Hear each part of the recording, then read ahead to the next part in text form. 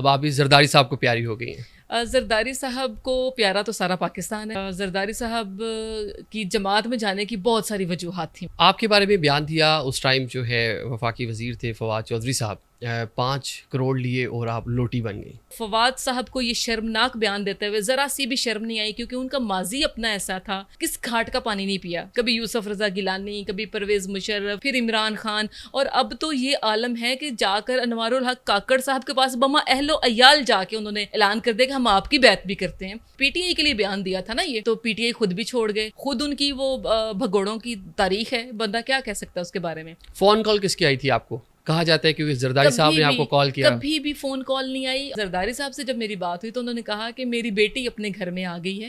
थोड़ी आंखें थोड़ी नम होती नजर आ रही है मुझे। हाँ, मैंने वहां पर ये कल्चर नहीं देखा था बहन बेटी वाला। शौक उस वक्त लगा जब हमें ये पता चला कि खान साहब सब जानते हैं, छोटे छोटे मामलात भी, कि मलिक रियाज की बेटी के साथ फोन पे क्या बात हो रही है, अल कादिर यूनिवर्सिटी के क्या मामलात हैं। मलिक साहब का नाम ना ले, आप बहरिया टाउन में मौजूद है इस टाइम, थोड़ा ख्याल करें। तो चले कि आपको नहीं कोई सनसनाहट महसूस हो रही है अपनी रीढ़ की हड्डी में कि आपके बेडरूम की कबर्ड के अंदर इंसानी हड्डियां पड़ी हुई हैं, राख पड़ी हुई है, मुख्तलिफ और चीजें पड़ी हुई हैं टोनों टोटकों की। वो आई डोंट नो वो क्या मटेरियल होता है। लीडर कोई बड़ा नहीं होता, अवाम बनाती है बड़ा लीडर। अवाम बनाती पाकिस्तान में अवाम बनाती है, और इलेक्शन में अल्लाह को हाजिर नाज़िर जान के बताएं, पाकिस्तान में अवाम भी बनाती है भाई, अवाम भी बनाती है। चले अवाम बनाती है नहीं कहती मैं, लेकिन अवाम भी बनाती है। कंवल शोजब आपकी प्रेसिडेंट थी, 9 मई वाक़यात के बाद वो किस तरह से बाहर गई, कोई आपको इन्फॉर्मेशन है? कंवल साहिबा को यहाँ से ईरान ले जाया गया गैर कानूनी तरीके से, और वहाँ से वो इंग्लैंड चली गई। जिस तरह किसने मदद की होगी? जुल्फी बुखारी का नाम आ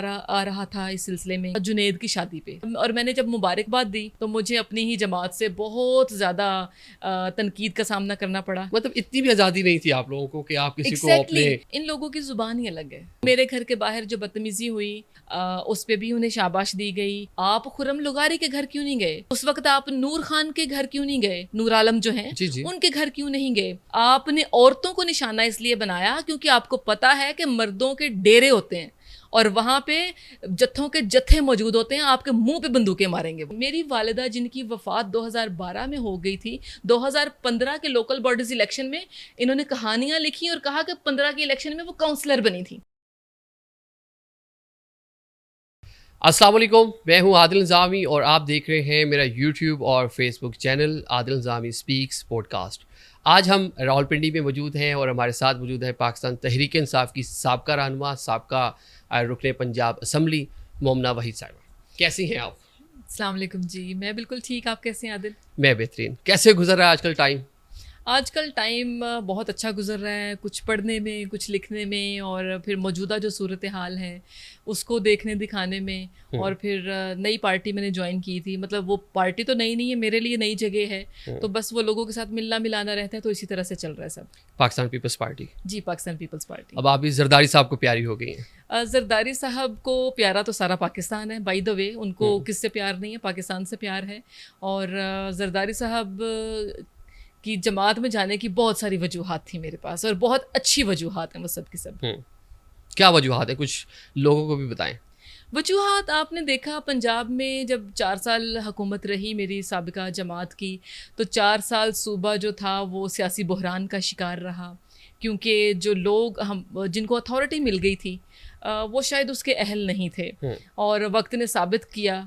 फिर वहाँ पर अदम एतमाद जब आई, और फिर 1 साल पूरा वो एक अलग माहौल बना, अलग चला। मतलब अवाम की किसी को परवाह ही नहीं थी, और बस आपस की लड़ाई में थे सब लोग कि ताकत किसके पास रहेगी, इख्तियार किसके पास होगा। तो फिर जब एक सेटअप बन जाता था तो फिर वो वजारतों की लड़ाइयाँ शुरू हो जाती थी, फिर वो अलग तरह की सियासत थी। और जितने लेजिस्लेशन हुई, मैं इस चीज़ पे बहुत मुतमईन हूँ और अल्लाह का शुक्र अदा करती हूँ कि मैंने पार्लियामेंट के अंदर रह के मैं इस किस्म की सियासत का हिस्सा नहीं बनी। मैंने लेजिस्लेशन की, मैं जो अपनी एक लिमिटेड सी कैपेसिटी में कर सकती थी मैंने वो किया।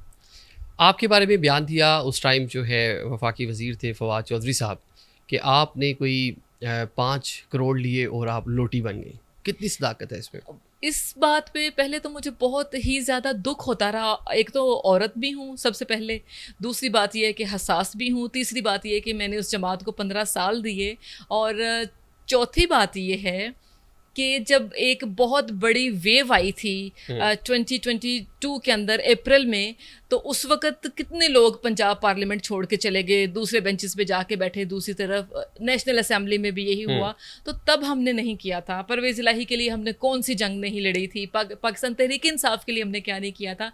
तो फवाद साहब को ये शर्मनाक बयान देते हुए ज़रा सी भी शर्म नहीं आई, क्योंकि उनका माजी अपना ऐसा था कि उन्होंने जगह जगह से किस घाट का पानी नहीं पिया। फवाद साहब ने कभी यूसुफ रज़ा गिलानी, कभी परवेज़ मुशर्रफ, फिर इमरान खान, और अब तो ये आलम है कि जाकर अनवारुल हक काकड़ साहब के पास बमा अहलो अयाल जाके उन्होंने ऐलान कर दिया कि हम आपकी बैत भी करते हैं। लेकिन अफसोस मुझे तब हो रहा है कि अब उन्हें इस इंटरम सेटअप के अंदर भी कहीं एडजस्ट नहीं किया गया, बेचारों को फ़ायदा नहीं हुआ, बिल्कुल ही वर्थलेस होके रह गए हैं।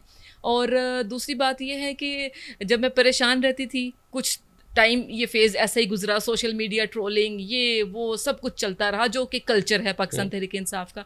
चूँकि मैं हिस्सा रही हूँ तो मुझे पता है ये कैंपेन कैसे चलती है, कौन लोग चलाते हैं और उसको वायरल कैसे किया जाता है, किसी भी ट्रेंड को कैसे टॉप ट्रेंड बनाया जाता है।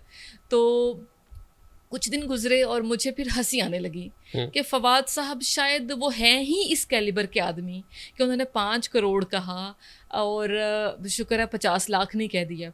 हालांकि जो लोग मुझे जानते हैं, मुझसे मिलने वाले हैं, वो बहुत अच्छी तरह से जानते हैं कि मुझे ऐसी किसी भी इजी मनी की या किसी भी ऐसी ब्राइब की या किसी ऐसी ट्रेड की मुझे कतई ज़रूरत नहीं थी। मैं नज़रिया रखती हूँ और मैं अपने नज़रिए के साथ खड़ी थी, आज भी खड़ी हूँ। और अल्लाह का शुक्र है कि जिन लोगों ने पैसे लिए शायद उनको दूसरी जमातों ने फिर पूछा भी नहीं। मेरा तो नाम भी अल्हम्दुलिल्लाह पाकिस्तान पीपल्स पार्टी की जो लिस्ट थी, प्रायोरिटी लिस्ट, उसमें टॉप पे मेरा नाम था। कैसे आप एक तो मुनहरिफ कैसे हुई, कब कैसे ख्याल आया कि छोड़ देना चाहिए साहब का? मुनहरिफ में नहीं हुई थी। फवाद साहब अगर इल्ज़ाम ना लगाते तो मेरा बहुत प्रिंसिपल स्टैंड था कि वाई ऑलवेज़ परवेज़ इलाही। आपको स्पीकर बनाना है तो परवेज़ इलाही, आपको सीएम बनाना है तो परवेज़ इलाही, आपको दूसरी बार भी सीएम बनाना है तो परवेज़ इलाही। क्या पीटीआई के अंदर ऐसे लोग नहीं थे जो इस चीज़ के अहल थे? बहुत सारे लोग थे और उनके होते हुए भी बुज़दार साहब बने। ये भी एक दिल खराश किस्म का एक हादसा था। लेकिन इस पॉइंट पे तो आप और फवाद साहब एक पेज पे हैं, वो भी परवेज़ इलाही के खिलाफ हैं, आप भी परवेज़ इलाही के खिलाफ वो हैं। तो खैर मैं बिल्कुल ये नहीं समझती कि अगर कोई आपका क्लैश मैच कर रहा है तो आपके कोई नज़रियात भी मिलते हैं, पर उनके अपने मामलात होंगे। मेरा तो प्रिंसिपल स्टैंड था। मैं तो आज भी परवेज़ इलाही की एज अ पॉलिटिशियन मैं उनकी बहुत इज्जत करती हूँ। जब वो स्पीकर पंजाब असम्बली थे, सब लोग जानते हैं मेरा उनके साथ एक घर वाला ताल्लुक़ था, बल्कि मैं समझती हूँ कि ताल्लुक़ है। और इस मेरे इख्तलाफ को परवेज़ इलाही वैसे नहीं देखते जिस तरह से फवाद ने देखा। तो फवाद साहब की खुद अपनी देखें, अगर वो इतने ऑनेस्ट थे, पीटीआई के लिए बयान दिया था ना ये, तो पीटीआई खुद भी छोड़ गए। मुश्किल वक्त में तो वो कहीं पे भी खड़े नहीं हो सकते। खुद उनकी वो भगोड़ों की तारीख है, बंदा क्या कह सकता है उसके बारे में। तो मैं मुनहरिफ नहीं हुई थी, लेकिन मुझे अफसोस ये हुआ कि जब फवाद ने ये बयान दिया तो लीडरशिप ने फवाद को या फिर सोशल मीडिया ट्रोल्स को किसी किस्म की शटअप कॉल नहीं दी। तो वो फिर सेफली वहाँ से रिस्पेक्टिवली वो कहते हैं कि आपको एग्ज़िट कर जाना चाहिए ऐसी जगहों पे जहाँ पे 15 साल के बाद भी अगर आप ज़रा सा इख्तलाफ करेंगे तो आपके ऊपर इतने गलीज़ इल्ज़ामात लगेंगे। फ़ोन कॉल किसकी आई थी आपको? मुझे किसी की फ़ोन कॉल नहीं आई। कहा जाता है क्योंकि जरदारी साहब ने आपको कॉल किया। कभी भी फ़ोन कॉल नहीं आई और जरदारी साहब से मेरा राब्ता इस सारे एपिसोड के बाद हुआ। अच्छा। इस सारे एपिसोड के बहुत बाद हुआ। क्या बात हुई उनके साथ? उन्होंने क्या कहा आपको? मैं इस चीज़ को बहुत फ़ख्र से मैं आपको बताऊंगी कि जरदारी साहब से जब मेरी बात हुई तो उन्होंने कहा कि मेरी बेटी अपने घर में आ गई है। जब उन्हें पता चला कि मैं ज्वाइन कर रही हूँ पाकिस्तान पीपल्स पार्टी, उन्होंने कहा मेरी बेटी अपने घर में आ गई है और अब आप ऐसे सियासत करेंगी जैसे हमारी बेटियाँ और बहनें करती हैं। ये मेरे लिए बहुत बड़ी बात है और इसलिए बहुत बड़ी बात है कि 15 साल मैंने जिस जमात को दिए, थोड़ी आंखें थोड़ी नम होती नजर आ रही हैं मुझे आपकी। मैंने वहाँ पर ये कल्चर नहीं देखा था, बहन बेटी वाला कल्चर मैंने नहीं देखा था। दो देयर वाज नथिंग रॉन्ग, लेकिन रिस्पेक्ट की जो एक लेवल होता है वो ये वाला नहीं था। मतलब कि आपको पाकिस्तान पीपल्स पार्टी में आके जो रिस्पेक्ट मिली वो पीटीआई में नहीं थी। एग्जैक्टली। लेकिन पीटीआई में तो हम देखते हैं कि ख़वातीन की एक बड़ी तादाद और पाकिस्तान तहरीक इंसाफ ने उनको ऑनर भी किया। जलसों में दीगर जमातों के जलसों में इस तरह ख़वातीन नहीं जाती जिस तरह के पीटीआई के जलसों में ख़वातीन भी आती थी। तो आप ही थोड़ा सा उससे मुतज़ाद बात कर रही हैं। देखिए, जलसों में आना, क्योंकि खान साहब की पर्सनैलिटी में एक करिश्मा है, उससे ना मैं इनकार कर सकती हूँ ना आप करेंगे ना पाकिस्तान के अवाम करेंगे, क्योंकि वो एक ऐसा पसंदीदा चैम्पियन प्लेयर गुजरे हैं कि लोगों के दिलों पे राज किया उन्होंने। तो मुझे तो ऐसा लगता है कि बहुत सारे लोग सिर्फ उस करिश्मे की वजह से भी आ जाते हैं जलसों में, और इसमें भी कोई बुराई नहीं है। वो अगर उनकी कदर करते हैं तो वो शायद उनको वोट भी करते होंगे, लेकिन 2013 में जो हुआ, 2018 में फिर जिस तरह पंजाब में नून लीग ने प्रोटेस्ट किया, बाकी जगहों पे दूसरी जमातों ने प्रोटेस्ट किया, ये एक अलग स्टोरी है, उस पर हम बात नहीं करते। तो रही ख़वातीन को पार्लियामेंट ले जाने वाली बात, तो ये कानून तो बहुत पहले बना था। अक्सर हम देखते हैं बहुत से स्कैंडल्स भी आते हैं, बहुत सी बातें सोशल मीडिया पर भी आई। आयशा गुल अलई ने भी कुछ इल्ज़ामात लगाए, इवन खान साहब पर इल्ज़ामात लगाए। आप वहीं थी, 15 साल गुजारे उस जमात में, आपका उठना बैठना ख़वातीन के साथ रहा, इनमें कितनी सच्चाई है? देखिए, मैं ये नहीं कहती कि एक औरत अगर उठ के किसी किस्म का ऐसा इल्ज़ाम लगाती है तो वो उसके ऊपर भी बात आती है, उसकी अपनी रिस्पेक्ट का मसला भी बन जाता है, ख़ास तौर पे जिस सोसाइटी से हम बिलोंग करते हैं, यहाँ पर तो ये बहुत बड़ी बात है। तो मैं स्ट्रेट अवे ये नहीं कहूँगी कि आयशा ने गलत किया, कोई ज़्यादती कर दी, लेकिन मैंने ज़ाती तौर पे ऐसी कोई चीज़ फ़ेस नहीं की, क्योंकि मुझे अपनी लिमिटेशंस और अपनी बाउंड्रीज़ का बहुत अच्छी तरह से पता था। मेरा किसी के साथ कोई इंटरेक्शन ख़ास तौर पर तब जब खान साहब को हुकूमत मिली है, तो मेरी तो कभी कोई मुलाकात भी नहीं हुई, सिर्फ पार्लिमानी मीटिंग्स में हम लोग मिला करते थे खान साहब से। जी हाँ, कोई मुलाकात नहीं हुई? कोई मुलाकात मैंने कभी ना कोशिश की और ना मुझे ज़रूरत महसूस हुई, क्योंकि मैंने भी आपसे ये बात की कि पार्लिमान में बैठने का मतलब आपको पता होना चाहिए, उसका मकसद आपको पता होना चाहिए। तो मेरा ख्याल है ऐसी चीज़ों की ज़रूरत नहीं पड़ती कि आपने किसी का ब्लू वाइट बन के रहना है। पंजाब की सियासत में आप भी खासी एक्टिव रही हैं। जो बुशरा बीबी और फ़राह बीबी के हवाले से अभी बातें आती हैं, हर ज़ुबान ज़द-ए-आम है अब ये बातें कि किस तरह से उन्होंने पंजाब में उस्मान बुज़दार को इन्फ्लुएंस किया, अभी करप्शन के कुछ केसेस, इवन तोशा खाना और प्राइम मिनिस्टर हाउस में भी बुशरा बीबी खासा इन्फ्लुएंस करते हैं। ये मुबैना तौर पर इल्ज़ामात हैं, तो आप इसको कैसे देखती हैं? इनमें कितनी सदाकत है? क्योंकि पार्टी ख़वातीन विंग, क्योंकि ख़वातीन गॉसिप्स बहुत ज़्यादा करती हैं, तो बातें उड़ती-उड़ती पहुँच ही जाती हैं। अच्छा, मैं उस तरह से हिस्सा तो नहीं बनती गॉसिप का, ना कभी हिस्सा बनी हूँ पास्ट में, लेकिन मज़ेदार बात यह है कि इन बातों में सच्चाई तो है। अब वो 80% है, 90% है, 100% है, उसका फ़ैसला तो अब अदालतों ने अपने सर ले लिया ना कि वो करेंगे फ़ैसला। बुशरा बीबी भी केसेस फेस कर रही हैं, और रही फ़राह साहिबा, वो वैसे मेरा ख्याल है यहाँ पे वांटेड हैं और मफरूर हैं वो, और दुबई में बैठी हुई हैं। फ़राह साहिबा के बारे में मैं आपको ये बताऊँ कि हम लोग पंजाब में थे, तो पंजाब में हमें लोगों ने 1 साल के बाद ही पूछना शुरू कर दिया था फ़राह साहिबा कौन है, चूँकि वो उनका कोई प्रोफाइल नहीं था, ना तो वो पॉलिटिशियन थी, ना वो सोशल एक्टिविस्ट थी, हम उन्हें नहीं जानते थे। उनका एक हवाला वाहिद ये था कि ख़ातून अव्वल की दोस्त हैं। और फिर वो ट्रांसफ़र पोस्टिंग के मामलात शुरू हुए, नई अपॉइंटमेंट्स के मामलात शुरू हुए, तो वो हर किसी को बहुत ज़्यादा मुश्किलात का सामना करना पड़ता था। अगर कोई किसी को वजारत मिल रही है तो उसका इंटरव्यू वो कर रही हैं। अलीम खान ने भी पिछले अपने कुछ दिनों बताया ना ये कि उनका भी इंटरव्यू किया था। तो बात ये है कि ये चीज़ें तो होती रही हैं, ये मामलात चलते रहे हैं। तो मैं भी उन्हीं लोगों में से थी जो दीवाने थे, जो ये सोचते थे कि खान साहब तब्दीली का नारा लगाते हैं तो तब्दीली लेके भी आएंगे। और आखिरी दिन तक जब हमने इसको सीएम बनाया परवेज़ इलाही साहब को, मुझे भी यकीन था कि खान साहब ऊपर बैठे हुए हैं, ये ठीक कर लेंगे सब। लेकिन सदमा उस वक़्त हुआ, शौक उस वक़्त लगा जब हमें ये पता चला कि खान साहब सब जानते हैं। ये छोटे छोटे मामलात भी कि मलिक रियाज की बेटी के साथ फ़ोन पे क्या बात हो रही है, अल कादिर यूनिवर्सिटी के क्या मामलात हैं, या ट्रांसफ़र पोस्टिंग जो पंजाब की हो रही है तो वो कैसे हो रही है, हमारे वुज़रा कहाँ सलाम करने जाते हैं। मलिक साहब का नाम ना लें, आप बैरियर टाउन में मौजूद हैं इस टाइम, थोड़ा ख्याल करें। तो चले, मतलब ये एक वो मलिक साहब भी जानते हैं ना, मतलब ये कॉल तो एक बड़ी आम सी बात है, इसके बारे में तो हर कोई बात कर रहा है। तो मैं कोई मलिक साहब को खुदा ना खास्ता मैं कोई कसूरवार नहीं ठहरा रही, कोई एलिगेशन नहीं लगा रही, मैं बुशरा बीबी के बारे में बात कर रही हूँ। तो ख़ातून अव्वल जो थी हमारी, आई विश के वो थोड़ा सा सियासत से दूर रहती, और जो उनका एक इमेज बनाया गया था कि वो बहुत रिलीजियस माइंडेड हैं, वो बहुत इस्लाम की और सोमो सलात की पाबंद हैं, अगर वो वैसे रहती तो शायद आज हालात कुछ थोड़े से मुख्तलिफ होते। पंजाब को उस तरह से इन्फ्लुएंस ना किया जाता। 4 साल पंजाब में सिर्फ सियासत हुई है, अवाम के लिए कोई काम नहीं हुआ। बुज़दार साहब ने कुछ मुझे नहीं किया। बहुत दुख है।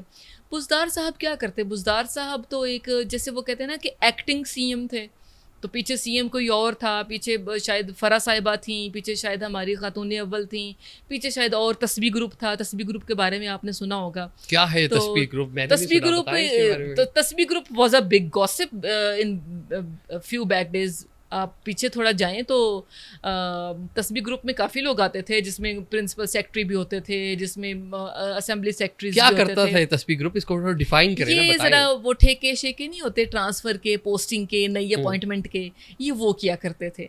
तो बात ये है कि कौन कौन शामिल था सियासत इसमें? अगर वो आप थोड़ी रिसर्च कर लीजिएगा, आपको पता चल जाएगा। तो सियासत अगर सियासतदानों के हाथ में रहती तो ज़्यादा अच्छा था। पंजाब के भी दिन बदलते और आज जो सूरत हाल है शायद ये थोड़ी सी मुख्तलिफ होती। आपकी कभी बुशरा बीबी से मुलाकात हुई? आई नेवर डिसाइड, मेरी कभी उनसे मुलाकात नहीं हुई क्योंकि मैंने कभी चाहा भी नहीं और आई डोंट नो, कभी दिल नहीं किया कि मैं उनसे मिलूं क्योंकि वो मैं तो पाकिस्तान तहरीक इंसाफ में सियासत करती थी ना, मेरा तो ऑर्गेनाइजेशन से वास्ता था ना। तो खातून अव्वल तो सियासी खातून नहीं थी, कोई उनका पॉलिटिकल बैकग्राउंड नहीं था, मतलब ज़ाती तौर पर कभी भी पॉलिटिक्स में नहीं रही। तो मुझे नहीं समझ आती कि मैं उनको सलाम करने जाऊं। अभी तो बहुत सी चीज़ें तो क्यों सामने जाऊं? आई हैं जिसमें पता चला कि वो सोशल मीडिया टीम जो है उनको भी डायरेक्शन दे रही है, बहुत सी ऑडियोज़ भी अब तो सामने आ चुकी हैं, अब तो बहुत से स्कैंडल सामने आ तो चुके बस हैं। जो लोग उनसे गाइडेंस लेना चाहते थे वो उनसे मिलते भी होंगे, वो उनकी एक्सेस में भी होंगी। खान साहब की यहाँ पर क्रेडिबिलिटी को बहुत ज़्यादा इन्फ्लुएंस किया गया। एक आदमी जिसने पूरी दुनिया देखी है, जिसको पूरी दुनिया जानती है, जो हीरो है, वो छोटी छोटी बिद्दतों में पड़ जाएगा, वो छोटे छोटे, वो किसी के जनाजे में नहीं जाएगा क्योंकि उसे कहा गया है कि तुम्हें जनाजे में नहीं जाना वरना शायद तुम्हारी मकबूलियत का ग्राफ नीचे आ जाएगा, तुम्हारे उरूज का जो सूरज है इस वक्त शायद वो गुरूब हो जाए। तो ये चीज़ें काफ़ी तकलीफ़ दे रही मेरे लिए। नईम भाई के जनाजे में ना जाना, हज़ारा कम्युनिटी के जनाज़ों, वो जनाजे सड़कों पे रख के बैठे रहे 4 दिन और ख़ान साहब कहते रहे कि मैं ब्लैकमेल नहीं होऊंगा। तो ये चीज़ें बहुत तकलीफ़ दे थीं और ख़ान साहब ऐसे, मुझे नहीं लगता कि ख़ान साहब कभी ऐसे आदमी थे। वो हमारे साथ सड़कों पे भी बैठे हैं, फ़र्श पे बैठे हैं, एक बर्तन में खाने खाए हैं कारकुनों के साथ, कारकुनों के बीच में रहे हैं, उनके बीच में सोए हैं। खान साहब तो इतने अवामी थे। तो खान साहब की वही बात है ना, क्रेडिबिलिटी को जब इन्फ्लुएंस किया गया तो बहुत चीज़ें ख़राब हुई। किसने किया इन्फ्लुएंस? तो खातून अव्वल ने, बुशरा बीबी ने। बिल्कुल, खातून अव्वल तो वही हैं। किस तरह इसमें तो कोई किया? शक नहीं है। किस तरह किया?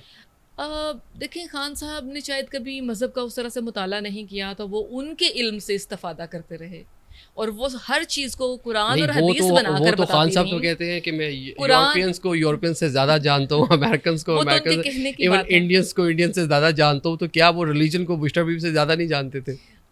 बस ये नहीं कह सके होंगे वो, या उन्होंने बुशरा बीबी को अंडरमाइन नहीं किया होगा। तो बात ये है कि खान साहब उनके इल्म से इस्तिफ़ादा करते रहे और वो हर चीज़ को कुरान और हदीस बना के उनसे वो कहती रहीं और करवाती रहीं, जो कि खासा खौफनाक अमल है।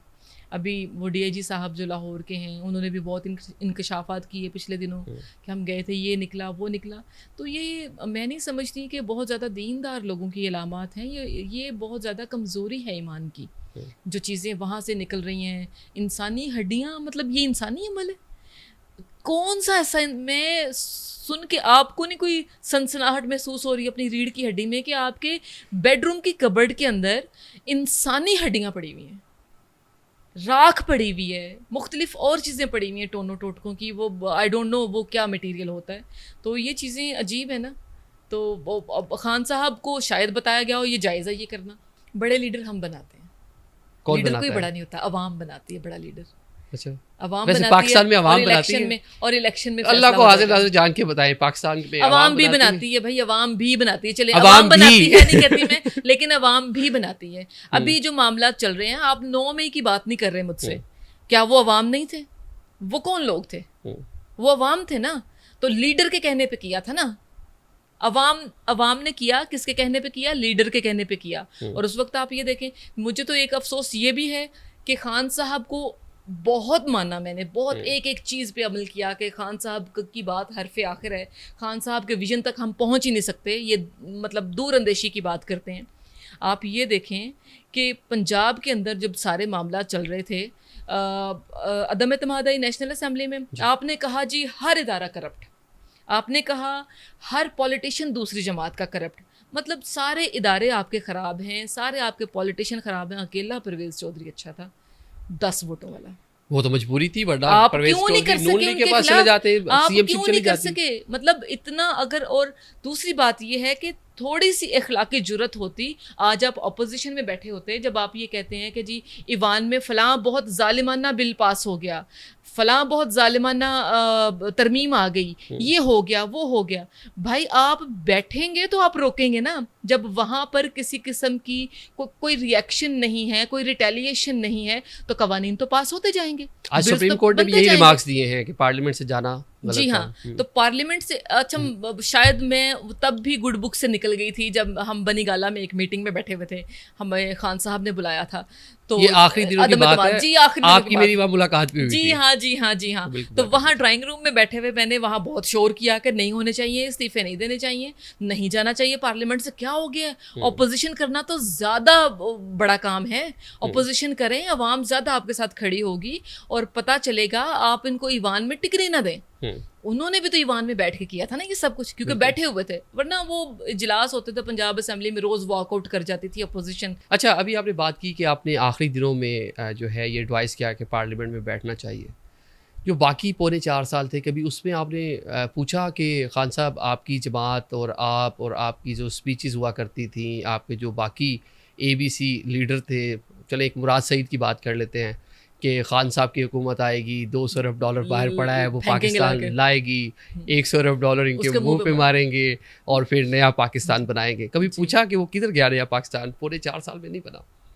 मैंने आपसे थोड़ी देर पहले अर्ज़ की ना कि मैंने खान साहब से कभी भी 4 साल में कभी कोशिश नहीं की कि मैं मिलने जाऊं, मैं PM सेक्रेटेरिएट जाके बैठूं। लेकिन लाहौर में वहाँ पे आके वो तो इजलासों की पार्लिमानी सदारत भी करते जी, थे, पार्लिमानी मीटिंग होती पार्टी की। थी, और यस। पार्लिमानी मीटिंग में बहुत मुश्किल से आपको मौका मिलता था बात करने का, क्योंकि बहुत सारे लोग वहाँ पे मौजूद होते थे, पूरी असेंबली के हमें 186 लोग होते थे वहाँ पे बैठे हुए, तो उन लोगों में बारी लेना, बात करना, तो वो जो होते थे ना हॉट इश्यूज़, जैसे महंगाई बहुत ज़्यादा बढ़ रही है, कंट्रोल नहीं हो रही, खान साहब गवर्नेंस कहाँ है सूबे में, तो इस तरह की चीज़ें ज़रूर डिस्कस हो जाती थी। वो जवाब भी दे देते थे कि हाँ हमने अब ये कर दिया है, सस्ते बाज़ार लगा रहे हैं, ऐसे कर रहे हैं, ये सब्सिडाइज़ कर रहे हैं चीज़ों को, ये सारा कुछ हो जाता था।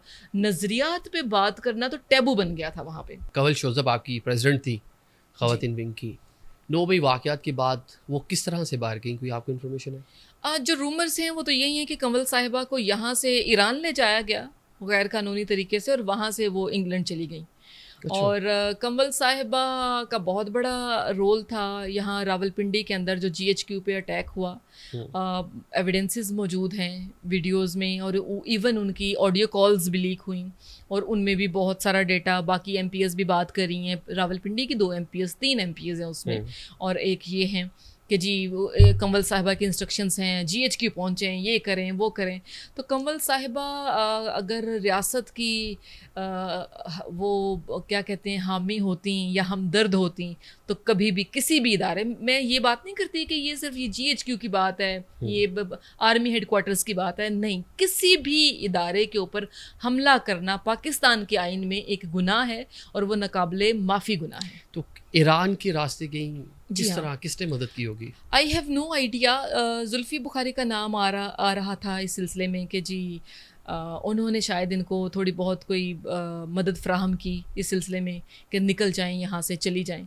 तो अब देखें अच्छा, बीइंग ए लेडी, हकीकत क्या है। Being a lady, being a खातून, क्योंकि आप उन लोगों के साथ काम कर चुकी हैं, उनका हिस्सा रही हैं, अभी आपकी एक पार्लियामेंटेरियन है आलिया हमजा, और कुछ दीगर सोशल मीडिया एक्टिविस्ट, मुझे उनके नाम उस तरह मालूम नहीं है, वो भी डिटेन हैं काफ़ी दिनों से।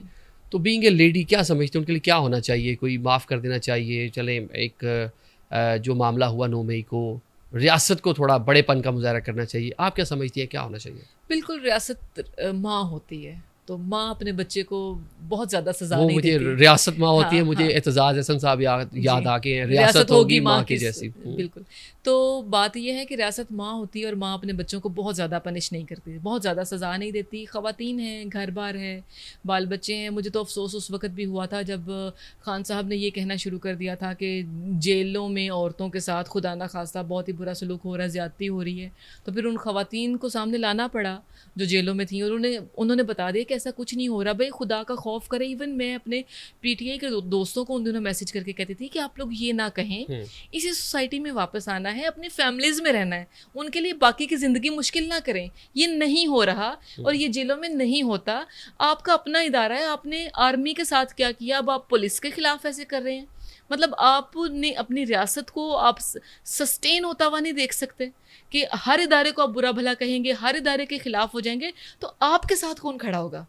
हर इदारा अगर बुरा है तो आपके साथ कौन खड़ा होगा? आपको कहाँ से मिलेगी मदद? मतलब आपको लीगल सपोर्ट भी अगर चाहिए तो आप जुडिशरी को, जब तक आपके हक में फैसले नहीं आते, आप कहते हैं इनसे जालिम कोई नहीं है। आपकी हुकूमत के मामलात होते हैं तो आप कभी किसी का नाम दे देते हैं, कभी किसी का नाम दे देते हैं।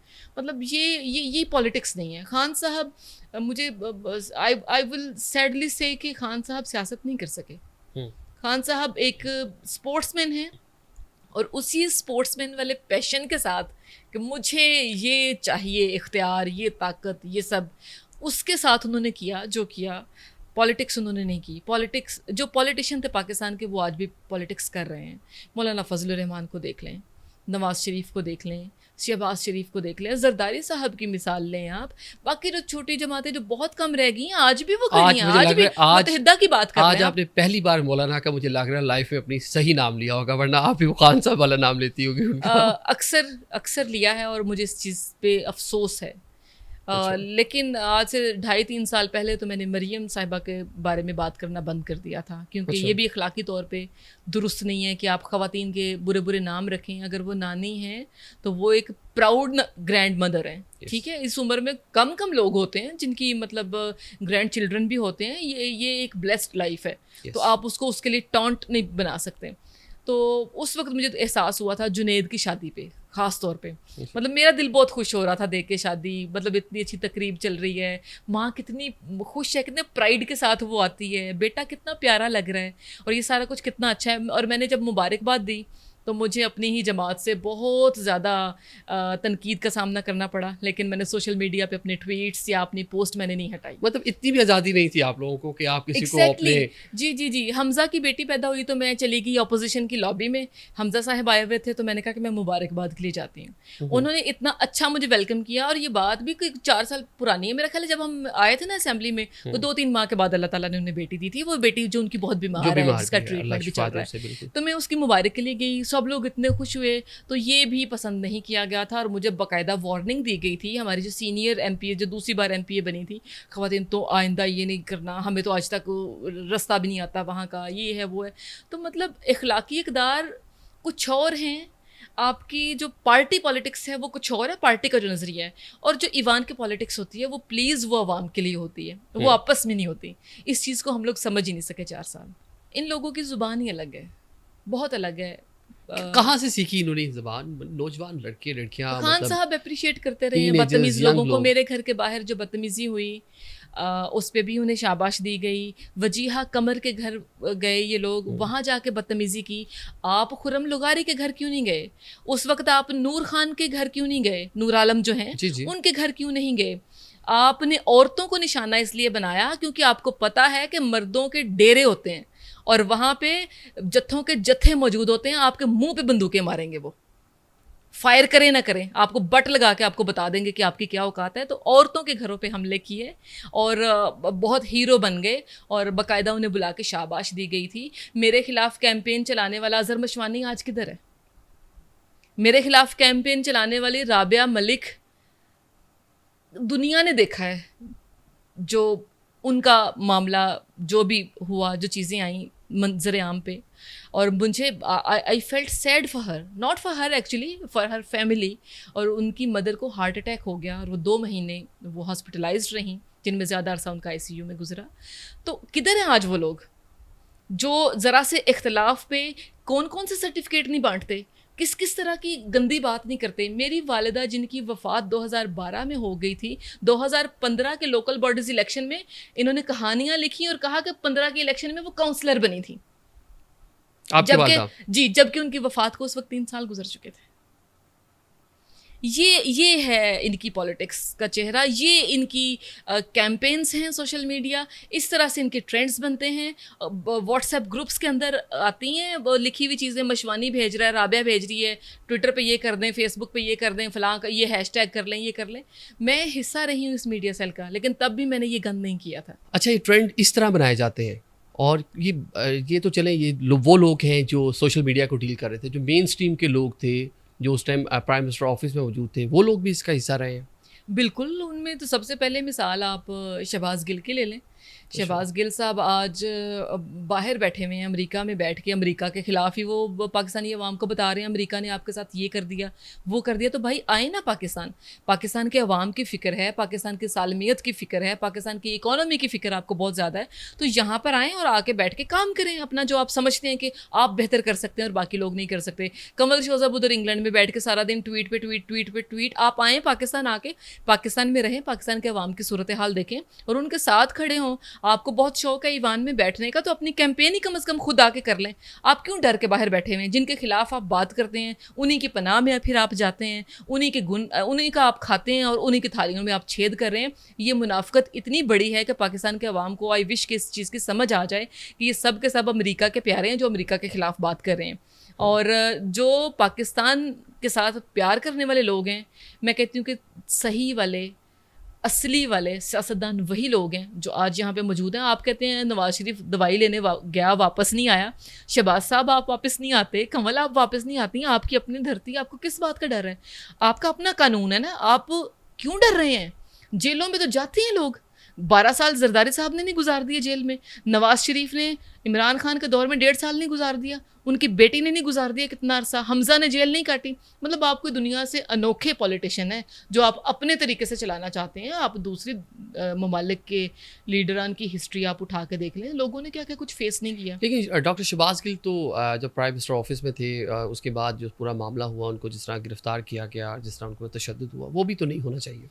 वो नहीं होना चाहिए, लेकिन फिर एक चीज़ है कि इनको खुश भी होना चाहिए इस बात पे कि इनसे जितने गैजेट्स पकड़े गए, इनके सैटेलाइट फ़ोन्स, इनके लैपटॉप्स, कोई डेटा लीक नहीं किया। उन्होंने फिर भी इनके साथ कह लें कि बहुत अच्छा सलूक किया और इनकी साख को ख़राब नहीं होने दिया। बल्कि वो तो बाहर निकल के बहुत बड़े हीरो बन गए थे। वो समझ रहे थे कि पता नहीं वो कौन सी क्या उसे कहते हैं, क्या काट के आए हैं, कितनी बड़ी सज़ा काट आए हैं। क्या था उनमें? उस सैटेलाइट फ़ोन जो था, बहुत कुछ मिल सकता है। इसमें हम बात ना करें तो बेहतर है, आप भी जानते हैं बहुत अच्छी तरह से कि उनमें क्या कुछ हो सकता है। उनमें बहुत कुछ था। जैसे एक दफ़ा आपको याद होगा कि खान साहब के दौरे हुकूमत में जब ओन चौधरी ने भी पार्टी नहीं छोड़ी थी, तो ओन चौधरी को ले गए थे, एक दिन के लिए ले गए थे, याद है आपको? 1 रात और 2 दिन। तो ओन के फ़ोन छूँ, तो फिर उन्होंने कहा कि खान साहब इसके फ़ोन में ये था, ये आप हैं और ये इसके पास नहीं होना चाहिए, इसलिए लेके गए थे। तो आप ये सोचें कि शहबाज के पास क्या क्या कुछ नहीं होगा। नहीं तो क्या कहा उन्होंने? खान साहब ये आप हैं, सिर्फ आप हैं। बस वो जो भी था, जो भी मामला थे, बहरहाल ऑन के पास कोई ऐसा मटेरियल था जो इदारों ने समझा कि इसके पास नहीं होना चाहिए, तो इस वजह से लेके गए थे। तो इसको तो मैं कहती हूँ कि उन्होंने बहुत ही मामला फहमी के साथ और सिला रहमी के साथ छोड़ दिया। ये ड्रामे सब कर लेते हैं, कौन जाके व्हील चेयर पर बैठता? जेल में जब जाते हैं सब व्हील चेयर पे बैठे होते हैं। मैं बहुत खुश हूँ मरियम नवाज़ ने ये गंदा काम नहीं किया।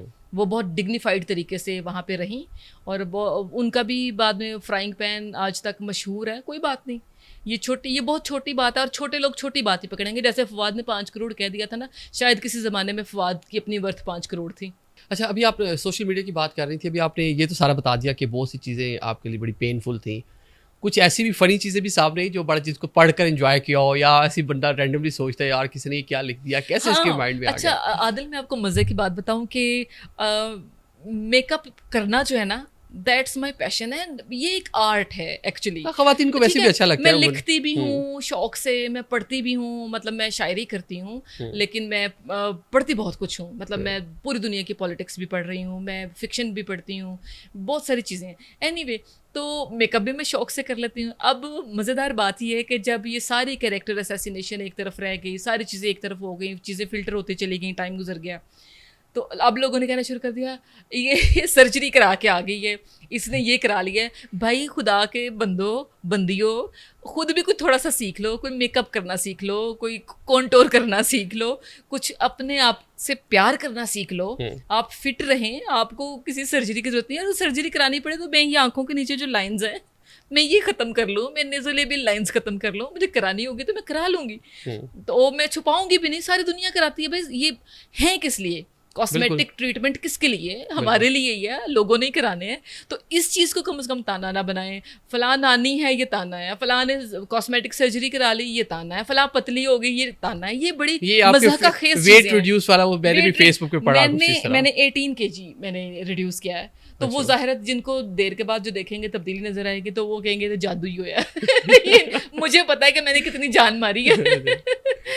चले, मतलब ये इस तरह की चीज़ें इंजॉय भी करती हैं आप जो है? मैं सब कुछ इंजॉय करती हूँ। मैं ट्रैवल बहुत इंजॉय करती हूँ और गॉसिप का हिस्सा नहीं बनती, लेकिन गॉसिप सुनने में मुझे बहुत मज़ा आता है।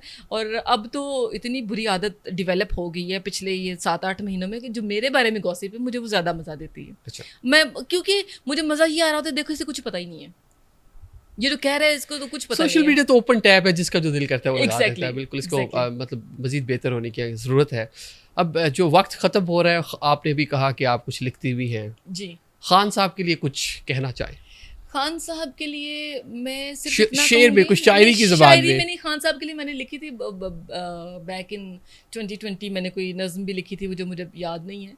लेकिन खान साहब को मैं सिर्फ ये कहना चाहूँगी कि खान साहब बुनियादी तौर पर आप बहुत अच्छे इंसान हैं और कहीं ना कहीं पाकिस्तान से मुखलिस भी हैं।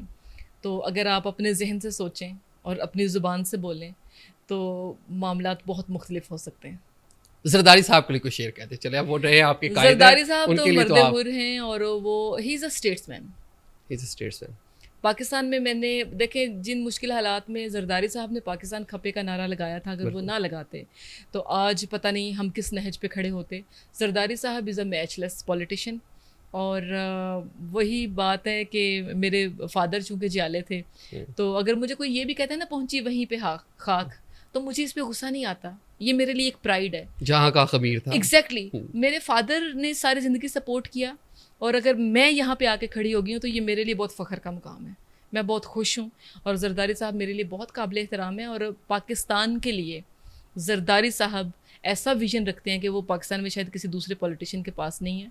और इंशाल्लाह मौका मिलेगा तो आप देखेंगे भी कि पाकिस्तान दोबारा से अपने पैरों पे कैसे। लास्ट क्वेश्चन आपसे ये बता दें कि बहुत ज़्यादा महंगाई हो गई है, लोग बहुत परेशान हैं, बिजली के बिल बहुत ज़्यादा आ रहे हैं। एक तो आपका बिल कितना आया और सेकेंडली कि आपकी भी जो लाइफ है, लाइफ स्टाइल है, मुतासिर हुआ इससे? खान साहब अगर IMF के साथ अपना जो हमारी डील थी उसको अगर वो सबूताज ना करते तो आज बहुत ज़्यादा मुख्तलिफ जब पेट्रोल की कीमत 150 रुपये फिक्स की थी। एग्जैक्टली जब IMF के साथ इन्होंने मुआहदा तोड़ा तो हम आज तक उसका खुमियाजा भुगत रहे हैं। बिजली का बिल, जाहिर है मैं भी पाकिस्तान की शहरी हूँ, मैं भी उसी तरह परेशान हूँ जैसे हर शहरी परेशान है। लाइफस्टाइल पे बिल्कुल फ़र्क अल्लाह ना करे कि आए, लेकिन बहुत मुश्किल लग रहा है इसको स्टेबल रखना, सस्टेन करना मुश्किल नज़र आ रहा है, बहुत मुश्किल नज़र आ रहा है। मतलब मैं कभी नहीं चाहूँगी कि मेरे बच्चों का स्कूल बदलूँ या मैं कभी नहीं चाहूँगी कि मेरे पास अगर इतनी गाड़ियाँ हैं तो इनमें से कुछ ना रहे। मतलब ये तकलीफ़ दे सूरत हाल है और हर पाकिस्तानी के लिए, और मुझे इसका एहसास है। तो उसमें हम क्या कर सकते हैं सिवाय इसके कि इलेक्शन होना चाहिए। इलेक्शन होगा उससे भी सूरत हाल में थोड़ी सी तब्दीली आएगी। थैंक यू सो मच जी, बहुत सारी बातें होगी आपसे और बहुत सारी ऐसी बातें आज पता चली जो शायद बहुत से लोगों को पहले मालूम नहीं होगी, शायद हमें मालूम हो, उस तरह से हम बात नहीं कर सकते। बाकी बहुत शुक्रिया आपसे आपका, बहुत शुक्रिया आदिल, आपके साथ रिकॉर्डिंग का बहुत मज़ा आया। आई विश कि ये इतना ही अच्छा सामने भी आए जब आप इसको प्रोसेस करके ऑन एयर करेंगे। तो बहुत अच्छा रहा, बहुत अच्छा एक्सपीरियंस था, बहुत मज़ा आया। Thank you very much for your visit. Thank you so much.